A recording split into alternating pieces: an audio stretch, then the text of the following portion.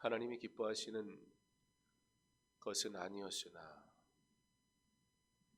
하나님이 약속하신 방법대로는 아니었으나 그러나 왕은 세워지게 됩니다.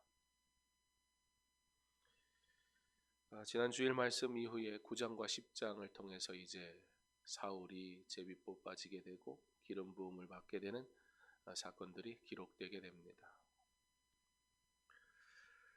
그러나 아직 사울이 왕으로 즉위한 것은 아닙니다. 그러니까 누구나 사울이 왕이라고 말하지만 그러나 공식적으로는 사울이 아직 왕이 아니라는 겁니다. 그러한 때에 아주 중요한 사건이 하나 터지게 되는데 바로 전쟁이 일어나게 됩니다. 오늘 이 전쟁은 사울로 하여금 사울이 어떠한 왕으로 살아가야 할 것인지 하나님께서 경험하게 하십니다. 동시에 사울이 왕이지만 진정한 왕이 누구이신가 하나님이 이스라엘 백성으로 깨닫게 하시는 사건의 내용이 오늘 11장에 나오는 이 암몬 족속과의 전쟁입니다. 바로 비록 왕정시대라는 이전과는 다른 시대, 더 이상은 그 이전의 삶이 일상이 아니고 다른 시대를 맞이해버리게 됐단 말이에요. 느닷없이 바뀌어버린 거예요, 한순간에.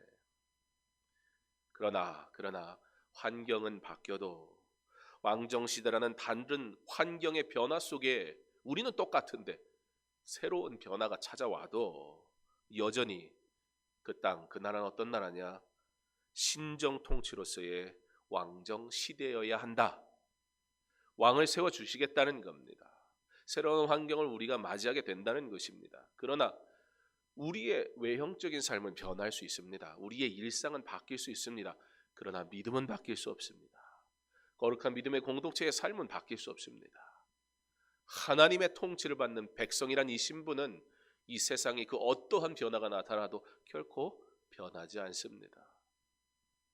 바로 하나님은 오늘 이 사무엘상 11장을 통해서 하나님이 세우시는 일이라는 사실을 왕이 되는 사울에게도 그리고 그 왕을 맞이하는 이스라엘 백성에게 말씀해 주십니다. 우리에게 사명을 맡기실 때 사명을 감당할 수 있도록 또한 우리에게 은혜가 필요할 때 그 은혜를 은혜로 누릴 수 있도록 경험하게 하시는 일들이 우리 안에 일어날 때 철저하게 하나님께 나아가는 은혜가 있기를 간절히 원합니다. 무엇보다 잘 모를 때, 헷갈릴 때, 어려울 때, 두려울 때 절대자를 의지하시기를 바랍니다. 하나님은 선하시고 인자하시고 하나님은 완전하시고 하나님은 우리를 도우시기 원하시며 지키시기 원하시는 우리를 사랑하시는 나의 아버지 되심을 믿으시기 바랍니다. 하나님의 통치는 어떤 이유에서도 축소되거나 단 잠시라도 멈추지 않습니다. 새롭게 변화되는 시간들 속에서 변함없이 하나님을 예배하는 성도의 삶을 살아가는 그 믿음, 이것은 변할 수 없습니다. 내게 익숙한 신앙의 방식이 아닌 하나님께서 기뻐 받으시는 온전한 예배의 삶, 그것이 우리 안에 있으면 괜찮습니다. 두려워하기보다는 우리 기대하기 바랍니다. 우리의 허물을 아시는 주께서 우리의 어리석음도 아시고 우리의 부족함을 아시는 주께서 어떻게 그의 나라를 위하여 주의 교회를 어떻게 변화시키고 세우시기 원하시는지, 지금은 조금 불편해도, 지금은 조금 두려워도, 그러나 주께서 반드시 주의 교회를 도우심을 믿음으로 우리 기대하며 그러므로 더욱 기도할 수 있기를 간절히 소망합니다. 오늘 말씀은 왕정시대로의 외적인 변화를 구하나 그 외적인 변화, 문제가 있어, 이런 게 이루어져야 돼 라고 우리가 말하는데 그 외적인 변화만 있어서는 절대 안 된다는 거예요. 이 내적인 변화, 그런데 사사 시대의 이스라엘의 모습이 어땠어요? 이 내적인 변화는 이 영적인 부분에 있어서 무감각한 상태였다는 거예요. 오늘 이 야베스를 침략을 한단 말이에요. 암몬의 나하스가. 왜 야베스인가도 사실 이유가 있어요. 영적으로 가장 약할 때, 그때가 위기의 때예요. 우리는 그런데 외적으로 약할 때 위기의 때라고 인식한단 말이에요. 영적으로 약할 때는 그냥 막연하게 하나님이 도우시겠지라는 이상한 믿음을 가지고 있단 말이에요. 그런데 이 외적인 문제가 우리에게 찾아오면 우리는 막 두려워해요. 어쩔 줄을 몰라요. 영적인 바이러스가 이미 깊숙이 파고들었는데 별로 걱정하는 사람들은 없었어요. 이처럼 두려워하지 않았어요. 근데 외적인 문제가 찾아오니까 우리의 신앙이 뿌리채 흔들리는 것을 우리는 보게 됩니다. 사사시대에 이 외적인 변화를 맞이하면서 사실은 이 외적인 변화 속에 영적으로 가장 무디어 있었던 사람들이 누구였는가? 바로 야베스 사람들이었다는 것입니다. 사무엘상 11장은 그렇게 암몬 사람 나하스가 이스라엘을 침략하러 올 때 이스라엘 사람들이 두려워하는 모습이 나와요. 야베스가 점령당하면 그 다음은 이제 이스라엘 전역으로 치고 들어올 것인데 보통이 아니라는 거예요. 치고 들어오려는데 이 야베스 사람들이 항복하겠다고. 사실 처음부터 너무 굴욕적으로 나와요. 그러니까 상대할 힘이 없었다는 거죠. 봐달라는 거예요. 그랬는데 뭐라고 하냐면 웃기지 말라는 거예요. 네 오른 눈을 다 뽑아버리겠다는 거예요. 우리도 보면 옛날에 어떤 전쟁을 치르면 어떤 전리품들 그리고 승리에 대한 증거물들을 남기게 되잖아요. 뭐 귀를 잘라낸다든지 목을 자른다든지 그런 행위들을 했단 말이에요. 당시에 오른쪽 눈을 뺐는데요. 뺨을 통해서 자신들의 전쟁의 승리를 축하할 뿐만 아니라 왼쪽으로 방패를 들기 때문에 왼쪽 눈은 사실 방패 때문에 시야가 가려요. 그러니까 오른쪽 눈을 볼 수 없다는 것은 사실 전쟁 자체를 할 수 없게 만든다는 뜻이에요. 왼손으로 방패를 들던 사람들이 그러면 오른손으로 방패를 들면 되지. 여러분 그렇게 하루아침에 내게 익숙한 것들이 바뀌어지나요? 더군다나 위급할 때 익숙한 대로 행동하지 바꿀 수는 있겠지만 뭔가 그럼 왼손으로 들고 창을 찔러야 되는데 안 되는 거예요. 싸움이 안 되는 거예요. 완전히 모욕감을 주는 거예요. 완전히 종의 신분을 삼겠다는 거예요. 이 두려움이 지금 이 야베스 사람들에게 찾아왔는데 감당이 안 되는 두려움이었어요. 그런데 왜 야베스 사람들은 이런 일이 있으면 빨리 연락하면 되지? 왜 암몬 사람들에게 봐달라고 그랬을까요? 그냥 항복하겠다고 그랬을까요? 항복하고 좀 살려달라고 그랬을까요? 아니 지금 자기 사람들한테 부탁을 해야 되는데 이스라엘 백성들이 있는데 왜 그랬을까요? 이유가 있어요. 야베스는 말랐다는 뜻을 지닌 곳입니다. 사사시대에 이스라엘은 엄청난 내전을 겪게 됩니다. 동족 간의 아픔이 있었다는 거예요. 근데 이게 어떤 문제였냐면 죄의 문제였습니다. 그 부분을 다 설명할 수는 없고 어쨌든 그 문제로 인해서 이스라엘 총회가 이제 다 모이게 돼요. 그리고 베냐민 지파를 치게 되는데요. 전부 다 모였는데 전체 동원을 했는데 그때 이스라엘 전체의 행동에 함께하지 않았던 사람들이 있는데 누굴까요? 이쯤 되면 뭐 답 다 나왔죠? 야베스 사람들이었어요. 공동체가 무엇을 할 때 함께하지 않으면 약해지는 법입니다. 그리고 그 공동체가 한 사람이 약해지면 저 사람은 내버려둬 라면 끝나는 게 아니라 거기가 약해지면 결국 거기가 구멍이 되고 거기에 구멍이 나면 전체 공동체가 문제가 생기는 거예요. 그래서 언제나 공동체가 하는 일에 내 생각이 다르다고 해서 다르게 행동하면 안 돼요. 결국 그 사람은 약자가 돼버리고 약한 사람은 구멍이 돼버리는 거예요. 나스의 침략의 항복으로 일관한 야베스 사람들. 그런데 거기다 내가 너희 오른 눈을 빼야 너희와 언약하리라. 조금의 자미도 베풀지 않는 그들의 말 앞에 이제 염치불고하고 도움을 요청합니다. 시간을 좀 주십시오. 그리고 나서 다시 대화하지요. 그런데 사실 기대가 없지요. 안 도와준들 무슨 말을 할 수 있겠습니까? 자기가 한 짓이 있는데. 그러니까 그냥 울 뿐이에요. 다 죽었구나. 우리 다 죽었구나. 그냥 시간을 조금 벌자는 거지 사실 대단한 걸 기대한 것은 아니었습니다. 자, 적군 입장에서 전략을 세우면 어떻게 세워야 돼요? 강한 곳을 가서 쳐들어가야 돼요? 그런 전책은 없어요.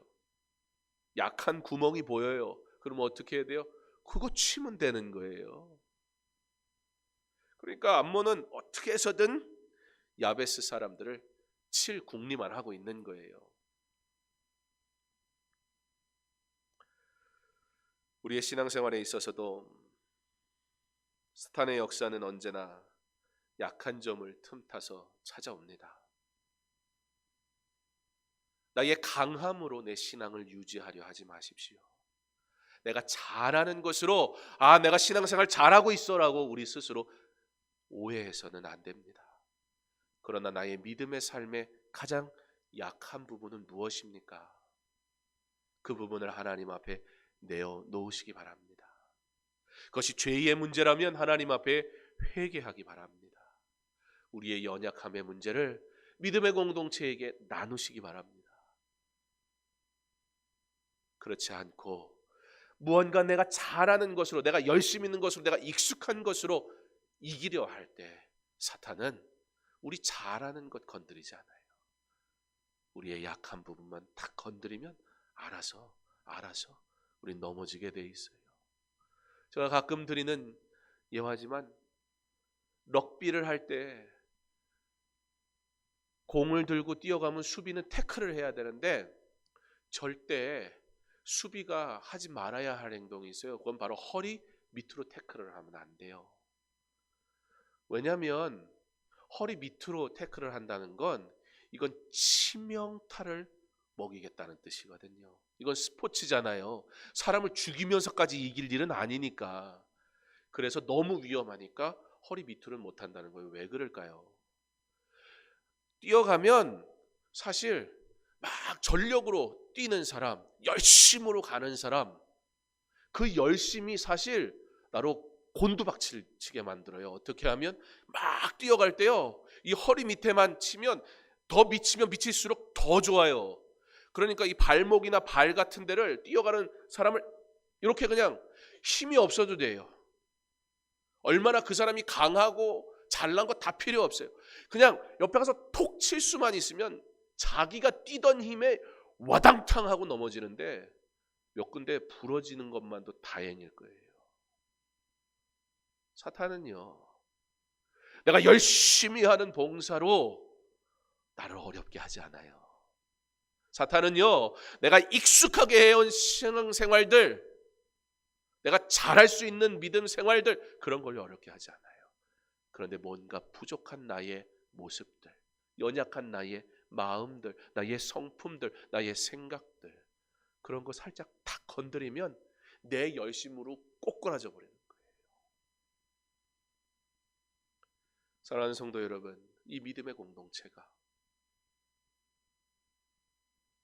우리는 모두가 연약한 부분이 있는 자들인데 그 연약함을 돌아볼 수 있는 그런 은혜의 공동체 되기를 간절히 소망합니다. 우리 주변에 연약하여 우는 이들은 없습니까?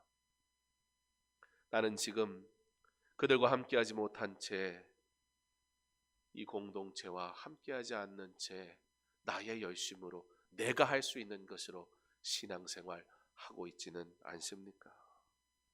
함께 믿음의 길로 걸어가기를 원합니다. 함께 걸어갈 수 있도록 우는 자들을 우리가 돌아볼 수 있기를 바랍니다. 사울의 암몬과의 전투의 승리는 결과적으로 그가 우는 자를 돌아봄으로 이루어지게 된다는 사실을 우리가 볼 때에, 여러분, 믿음의 공동체는 잘하는 것을 가지고 열심을 낼 때 성공하지 않습니다. 그러나 이 연약함을 하나님 앞에 있는 그대로 내어놓을 때 주께서 주의 교회를 부흥케 하시고 믿는 자들의 사역을 복되게 하시는 것을 믿으시기 바랍니다. 그래서 교회는 연약한 자를 돌아보는 거예요. 단순히 세상적인 관점에서 복지 그런 개념이 아니고, 나도 연약함을 있음을 인정하며 연약한 자를 돌아보는 거예요. 그거 안 하고 돌아보면 그건 그냥 구제하는 거지요. 불쌍히 여기는 거죠. 그 마음엔 교만이라는 것이 자리 잡아요. 나의 연약함을 돌아보는 믿음의 형제의 연약함을 돌아볼 줄 아는, 그렇게 서로의 연약함을 그리스도의 사랑으로 돌아볼 때 이 공동체가 어찌 주의 은혜로 풍성하지 않겠습니까? 우는 자를 돌아보는 믿음의 공동체 되게 하시기를 간절히 소망합니다. 암몬 사람 나하스가 쳐들어오려고 하니까 야베스 모든 사람이 두려워 떨고, 암몬 사람 나하스는 어떤 마음이었을까 봐요. 즐기고 있었지 않았을까 생각이 들어요. 그들이 약자라는 걸 이미 알고 다 파악하고 전략적으로 찾아간 거기 때문에 이 전쟁은 이미 자기네가 이겼다고 생각하는데요, 힘이 있는 사람들이, 인간의 생각이 어때요? 힘이 있다고 여겨지면 나약한 사람은 어떻게든 더 짓밟아 버려요. 긍휼이라는 게 없어요. 사람은 모욕을 줍니다. 네 오른쪽 눈 일단 다 뽑아버리고 그 다음에 너희하고 언약을 맺을 거다. 근데 그 언약이라는 게 뭐예요? 그냥 종 되는 거예요. 백성들이 울고 있을 때 사울이 그 울음소리를 듣게 됩니다. 오늘 이 전쟁은요, 울음소리를 들음으로 시작했다라는 데에 우리는 생각할 필요가 있습니다. 전쟁을 어떻게 준비하느냐, 그리스도인의 싸움은 어떻게 하는 것이냐, 주의 교회는 어떻게 승리할 수 있는가. 우리에게도 문제가 있지 않습니까? 우리에도 사역에 어려움이 있지 않습니까? 이러한 때 우리는 어떻게 사역해야 할까요? 무엇을 하면 조금 예전과 같이 회복될 수 있을까? 그게 우리의 관심이잖아요. 그러나 그럴 때일수록 교회는 어떻게 해야 되냐면 본질로 돌아가야 돼요. 우리를 긍휼히 여기신 그리스도의 사랑으로 사랑하면 돼요. 우는 자를, 그들의 울음의 소리를 들을 수 있으면 돼요. 그러면 교회는 비록 우리가 익숙하던 대로 하던 것 다 못해도 우리가 주의 은혜를 구하며 눈물 흘리는 자들을 보고 듣고 있다면, 그러면 눈에 보이는 사역은 별 볼 일 없어 보일지 몰라도, 예전처럼 뭔가 막 활동적으로 하지 못해도, 그러나 그리스도의 사랑으로 우리가 우는 자들을 여전히 돌아보고 있다면, 그러면 교회는 이미 그 사명을 잘 감당하고 있는 줄 믿습니다. 특별히 수요예배 나오신 여러분, 교회를 많이 사랑하는 분들이라 믿습니다. 어려운 때에 지금 연약한 이들이 누구인지 우리 그들을 돌아볼 수 있기를 바랍니다. 우는 자가 누구인지 우리가 그들과 함께 울 수 있기를 바랍니다. 지금은 아무것도 할 수 없는 때가 아닙니다. 오히려 지금은 진짜 사역을 할 수 있을 때입니다. 교회 안에 우리가 하다 보니 전통이 돼서 했던 수만 가지 일들을 삽시간에 다 놓쳐버린 이때에, 그러므로 오히려 더 주께서 원하신 초대교회의 모습과 같은 아름다운 믿음의 교제가 있는 그런 교회로 세워갈 수 있는 기회인 것을 믿으시기 바랍니다. 부모가 자녀의 믿음을 책임질 수밖에 없는 현장이 우리에게 주어졌잖아요. 지금 부모가 책임지지 않으면 감당할 수 없는 상황이 돼버렸잖아요. 우리 아이들도 보세요. 지금 우리 아이들이 교회에 나오는데요, 어떤 아이들이 나와요? 부모가 교회에 나오는 아이들이 나와요. 믿음이 아무리 좋아도요, 아이들이 예수님 아무리 사랑해도요, 그 아이들이 안 믿는 부모가 교회를 못 가게 하는데 너 지금 무슨 교회를 가냐고. 예전에는 우리가 사랑하면 됐어요. 신경 써주고 그러면 부모님도 주말 오전에 애들이 교회 가주면 엄마도 좋잖아요. 조금 쉬고. 애들이 좋지만 가끔은 없는 게 좋잖아요. 할머니도 손주가 너무 이쁘지만 이놈이 3일 4일 계속 있으면 좀 갔으면 그러잖아요. 또 가면 또 왔으면 그런 거. 교회를 오고 싶어도 아이들이 올 수 없어요. 근데 어떤 아이들은 교회에 올 수 있어요?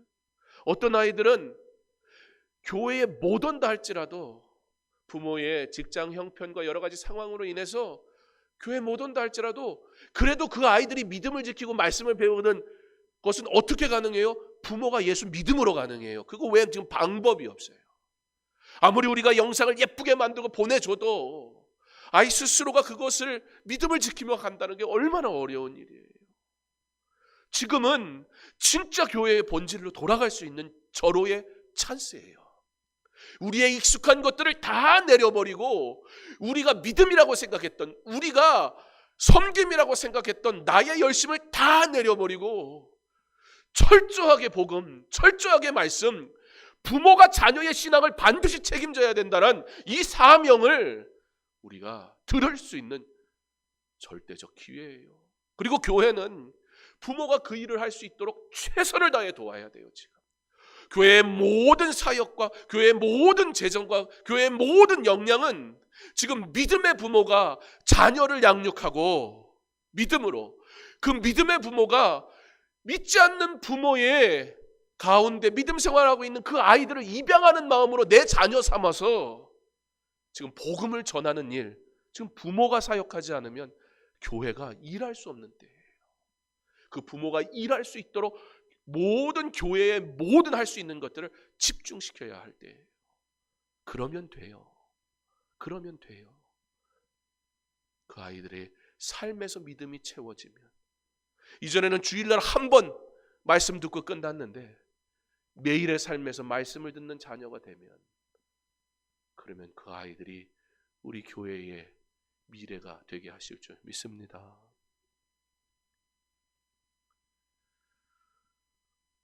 울어야 할 때 울 수 있기를 바랍니다. 지금 우리가 우는 자들을 돌아보아야 할 때인 것을 생각하시기 바랍니다. 사울의 승리가 그 우는 자의 울음을 들음으로였어요. 그런데 여기서 사울이 뭘 하고 있었는지를 굳이 설명을 해요. 아직 왕위에 오르지를 않았거든요. 왕이 될 거라고 이제 딱 결정은 됐는데 아직 왕은 안 됐어요. 근데 울음을 언제 들었냐면 사울이 밭에서 소를 몰고 오다가, 왕으로 선택됐는데 여전히 밭에서 소를 몰고 일하고 있었다. 이것을 뭐 사울의 겸손함이다라고 이해할 수도 있겠으나 사실 그렇게만 이해하기는, 사실 겸손함이라기보단 사울이 지금 겸손할 수밖에 없는, 자기도 이게 어찌된 일인지 지금 모르는, 근데 기분은 좀 상하는. 왜요? 여러분, 이게 하나님이 왜 하나님이 원하시는 사람이 택함을 받아야 된다고 했을까요? 이게요, 사람의 입김이 들어가서 이루어지는 모든 일들은요 반드시 탈이 나게 돼 있어요. 제비를 뽑고 기름을 부었지만 그러나 이 왕을 달라고 소리를 누가 낸 거예요? 하나님의 뜻대로 이루어진 게 아니라 사람의 소리가 거기에 들어갔잖아요. 그러니까 일단은 기름 붓고 제비 뽑아가지고 됐는데도 불구하고 이스라엘 사람 중에 일부가 사울 저 사람이 뭐 왕 똑바로나 하겠어? 그러니까 사울도 지금 기분이 되게 안 좋은 상황이었어요. 사울이 뭐 하겠어? 사울이 뭐 하겠어? 사람이 세우면 그런 소리가 나와요. 하나님이 세우셨다 믿으면, 하나님을 바라보니까, 사람을 안 보니까 그 사람의 연약함을 굳이 보려 하지 않는다는 거예요. 그 사람이 연약하지 않다는 게 아니라 우리 다 연약하지요. 여러분, 제가 뭐 지금도 마찬가지지만 이제 횟수로 8년 됐어요. 제가 처음 왔을 때 얼마나 당황스러우셨어요. 그죠? 아이고, 저 젊은 목사가 장례나 치러줄 수 있을래나, 그런 생각이 드시잖아요. 여러분들이 뭐 잘못했다는 게 아니고 저 같아도 그 생각이 들겠어요. 그 8년 지난들 뭐 제가 나이 먹어봐야 얼마나 먹었습니까? 그렇잖아요. 사람이 세우면 사람 보고 평가하게 돼 있어요. 그럼 당연히 고민거리가 생기죠. 왜요? 아니, 당연히 부족한데 내가 세우면 내 입김이 들어가길 원하고, 내가 세우면 내 불만이 생기는 거예요. 아이고, 저 인간이 저걸 뭘 하겠나 싶은 거예요. 하나님의 사람을 하나님이 세우셔야 되는데 사람의 입김이 확 들어가 버리니까 뽑아놓고, 하나님이 기름 부으셨거든요. 하나님이 제비 뽑겨서 뽑으셨거든요, 사울을. 근데 엉뚱한 소리가 나오는 거예요. 거기서 자기들이 뽑아달라고 해놓고, 오히려 뽑아달라고 큰 소리 치는 사람이 주로 엉뚱한 소리도 하는 사람인 거예요. 사울이 그렇지 않아요. 그러니까 주눅이 들 수밖에 없어요. 겸손하지 않을 수가 없어요. 그러니까 사울이 소를, 예전에 치던 소를 계속 쳤다는 것을 사울의 겸손한, 이렇게 해석하기보다는 오히려 사울이 아직 왕으로 온전히 인정받지 못한 때라고 이해하는 것이 더 좋겠다 여겨집니다. 지금 사울의 현 상태를 보여주는 거지요. 자, 보세요. 그러니까 이해가 돼요. 이스라엘 백성이 울어요. 아니, 왕을 왜 뽑아달라고 그랬어요? 왜 우리 계속 여기저기서 침략을 하는데, 가만 보니까 저기도 왕 있고 저기도 왕 있고 저기도 왕 있고 다 왕인데 우리만 왕이 없으니까 왕을 뽑아달라고 막 그 난리를 쳐가지고 왕 뽑았잖아요. 그러면 이제 왕 뽑았으면, 야, 우리도 왕이 있으니까 우리도 이제 이길 수 있어, 이래야 정상인데, 온 이스라엘이 야베스 사람들이 보낸 전령의 이야기 듣고 온 백성이 다 울었어요. 큰일 났다. 그게 당시 이스라엘의 영적 상태였고, 그들이 인간적인 생각으로 이렇게 하면 되겠지, 그거는 안 됐을 때 꿈이고 이상이고 즐거움이고 기쁨이지, 일단 되고 나면 두려움이 사라져요? 안 그래요. 일단 내 집 마련하면 우리는 아무 걱정 없던 거예요? 안 그래요. 또 다른 두려움과 또 다른 걱정이 우리에게 계속 찾아온단 말이에요. 사람이 하는 모든 일들은 결과적으로 계속 두려움 속의 연속입니다. 느닷없이 왕이 돼버린 사울, 아무것도 인정받지 못했던 때, 그때 하나님께서 일하시는 거예요. 하나님께서 일하시는 거예요. 오늘 성경은 사울이 우는 자들을 보았다라고 말하지만 바로 이어서 뭐라고 하세요? 그 이야기를 들은 사울이 이 말을 들을 때에 하나님의 영이 크게 감동되매 하나님이 사울로 우는 자를 보게 하신 거예요. 하나님이 그 연약한 사울로 왕이 되게 하시려고 우는 자를 보게 하신 거예요. 그리고 그 우는 자를 볼 때 성령께서 감동하신 거예요. 하나님 의지하면 되지 않아. 나와 사무엘의 말을 들으라. 사울이 그래요. 그러니까 처음에 사울이 괜찮은 왕이었어요. 언제요? 성령께 모든 것 의탁했을 때.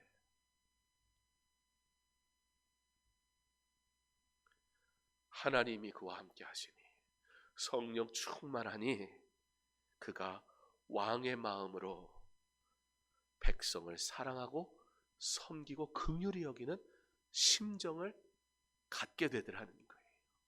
어떻게 이 공동체가 우는 자를 바라볼 수 있을까요? 성령 충만하기를 원합니다. 내 안에 성령 충만할 때 하나님께서 우는 자를 나로 보게 하실 줄 믿습니다. 내 마음을 감동시키셔서 그 사람들을 사랑하게 하는 귀한 사역도 감당하게 하실 줄 믿습니다.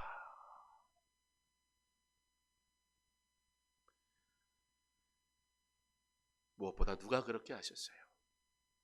우리 예수님이 세상 계시는 동안 그렇게 병든 자들, 괴로운 자들, 소외받는 자들, 고통 중에 있는 자들의 눈물을 닦아주시는 삶을 사셨습니다. 그리고 이제 우리 주님은 이 땅에 흘리는 눈물을 위해 우리로 이 땅에서 교회되어 살아가게 하시는 것을 믿으시기 바랍니다. 이제 사울이 성령이 감동하여 우는 자를 보니 우는 자를 보는 것에서 끝나지 않고 행동함으로 나아갑니다. 성령의 감동이 있으니까 움직이더라는 거예요. 어떻게 하면 야베스 사람을 도울까, 구원할까? 그게 그의 관심이었습니다. 하나님의 사명을 받은 사람은 내가 하나님의 사명을 받았다는 건 내가 하고 싶은 일이 생겼다는 게 아니에요. 그러나 주께서 내게 맡기시는 일을 순종함으로 행동하는 사람이 성령 충만한 자인 것을 믿으시기 바랍니다. 그런 사람은 자신을 알아주거나 자신의 열심으로 일하지 않습니다. 결국 사울이 33만 명의 백성들을 모읍니다. 그들과 함께 암몬을 치고 야베스 사람을 구해냅니다. 사람이 왕을 세우지만 달라지는 것은 없었습니다. 사랑하는 성도 여러분, 우리의 것을 구하지 않았으면 좋겠습니다. 그거 얻은들 별로 달라지지 않아요. 우리에서 그거 있으면 좀 괜찮을 것 같고, 그렇게 되면 내가 더 예수 잘 믿을 것 같지만 실상은 그렇지 않다는 거예요. 그러나 주께서 내게 주시는 것, 그것 구하면 되는 줄 믿습니다. 사람이 일하면 여전히 고통과 근심은 남아 있습니다.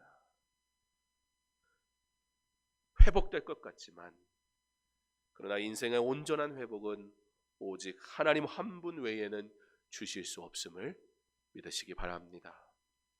우리가 온 사자들에게 이르되 너희는 길르앗 야베스 사람에게 이같이 이르기를 내일 해가 더울 때에 너희가 구원을 얻으리라 하라.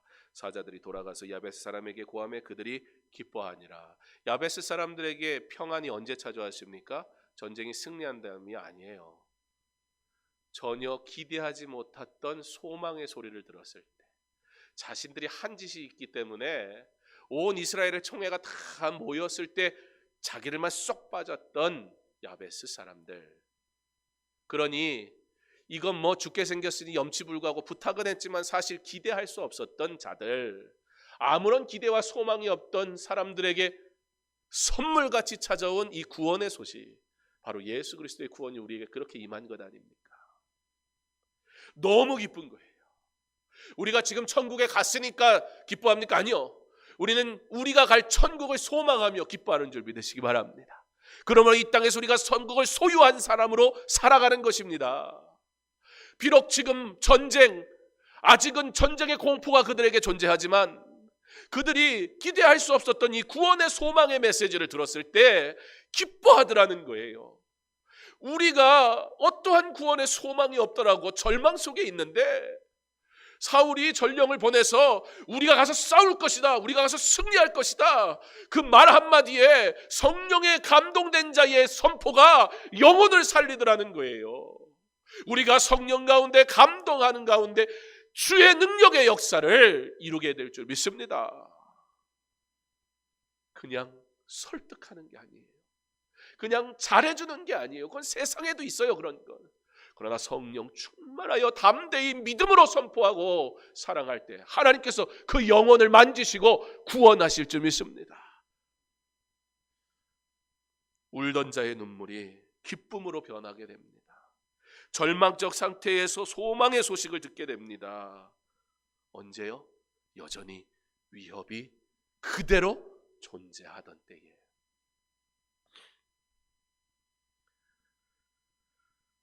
사울을 공포 속에 울던 사람에게 희망의 기쁨을 누리게 만드신 하나님께서는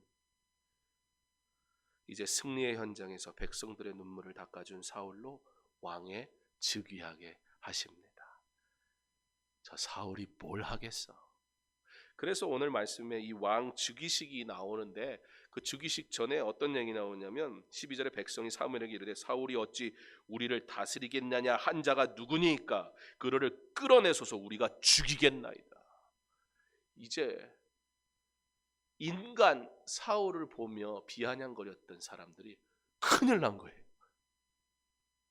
이러든 저러든 사람이 시작했지만 하나님께서 일하셨는데 그걸 사람이 판단을 해버리니까 그래서 말 조심해야 되는 거예요. 그냥 내 생각이 그러니까 내가 보기에 이렇게 생각이 드니까 라고 해서 뱉어버리면 그 뒷감당해야 되는 거예요. 생각으로도 하나님 앞에 범죄하지 않기를 바랍니다. 누가 하나님 앞에 사용받을 만하여 서 있습니까? 우리는 다 하나님 앞에 그저 부족한 자들일 뿐입니다. 근데 하나님이 세우셨다는 거예요.